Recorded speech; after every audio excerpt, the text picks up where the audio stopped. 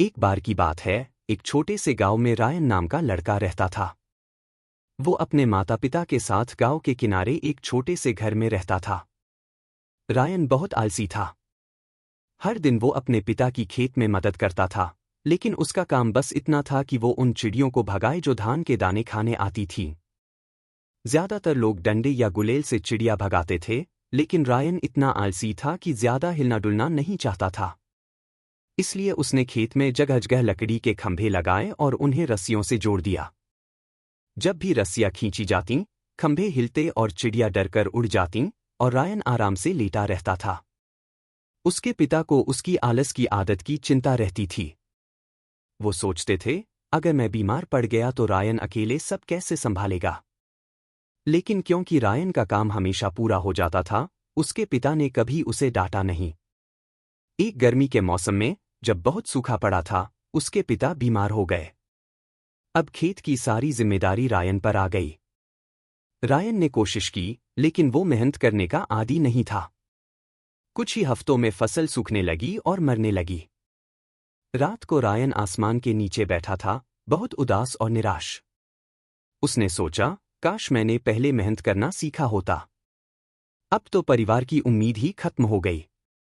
अगले दिन गांव में हलचल मची हुई थी। रायन ने जाकर देखा, एक सिपाही राजा के महल से आया था और घोषणा कर रहा था कि वहां एक बड़ा मुकाबला होने वाला है। जो जीतेगा उसे सोने का खजाना मिलेगा। रायन ने सोचा, अगर मैं जीत गया तो अपने परिवार की मदद कर सकता हूं। बिना ज्यादा सोचे समझे उसने प्रतियोगिता में हिस्सा लेने का फैसला किया। गांव वाले हंसने लगे, इतना आलसी लड़का क्या जीतेगा। लेकिन रायन को परवाह नहीं थी। उसके पास महल पहुंचने के लिए 3 दिन थे। वो सुबह सुबह निकल पड़ा। माँ बाप को नहीं लगा कि वो जीतेगा, लेकिन वो खुश थे कि कम से कम रायन मेहनत करना सीखेगा। 3 दिन बाद प्रतियोगिता शुरू हुई।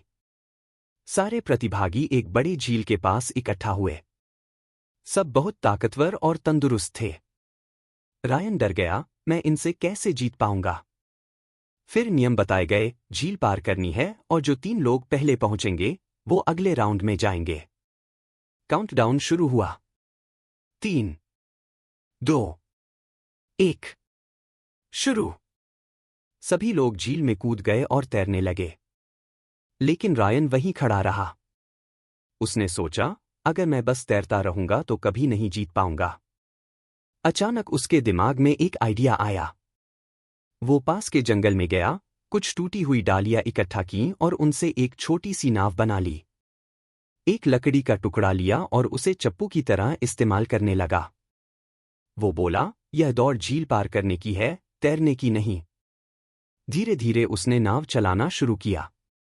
बाकी लोग थकने लगे, लेकिन रायन आराम से नाव चलाता रहा। अंत में वह तीसरे स्थान पर पहुंचा और अगले राउंड के लिए चुन लिया गया। अगले दिन फाइनल राउंड था। हर प्रतियोगी को एक बड़ा लकड़ी का टुकड़ा दिया गया। टास्क था, उस ब्लॉक को 1 किलोमीटर दूर धकेलना। पीछे बहुत सारे औजार रखे थे, लेकिन हर कोई केवल एक औजार चुन सकता था। पहले ने रस्सी ली और खींचना शुरू किया। दूसरे ने लकड़ी का डंडा लिया ताकि उसे लीवर की तरह इस्तेमाल कर सके। रायन ने जल्दी नहीं की। वो सोच में पड़ गया, मुझे ताकत से नहीं, समझदारी से जीतना होगा। थोड़ी देर सोचने के बाद उसने एक छोटी सी चाकू उठाई। सब हैरान रह गए, ये चाकू से क्या करेगा। लेकिन रायन ने लकड़ी के ब्लॉक को धकेलने की बजाय उसे काटना शुरू कर दिया। उसने ब्लॉक को गोल आकार में तराशा, जैसे गेंद होती है। 1 घंटे में उसका काम हो गया। अब वो भारी ब्लॉक नहीं, बल्कि लकड़ी की गेंद को आसानी से लुढ़काकर आगे बढ़ाने लगा। बाकी प्रतियोगी भारी ब्लॉक के साथ संघर्ष कर रहे थे और रायन सबसे आगे निकल गया। वो सबसे पहले फिनिश लाइन पार कर गया। भीड़ तालियां बजाने लगी। किसी ने नहीं सोचा था कि आलसी लड़का जीत जाएगा। इस कहानी से हमें यह सीखने को मिलता है कि कभी कभी आलसी लोग भी बहुत समझदार होते हैं, लेकिन उन्हें मेहनत करने के लिए एक मजबूत वजह चाहिए। रायन के लिए वो वजह थी उसके परिवार का प्यार। तो अगर कभी आपको भी आलस आए, सोचिए, आप मेहनत क्यों करना चाहते हैं। अपने सपनों के लिए, परिवार के लिए या खुद को साबित करने के लिए।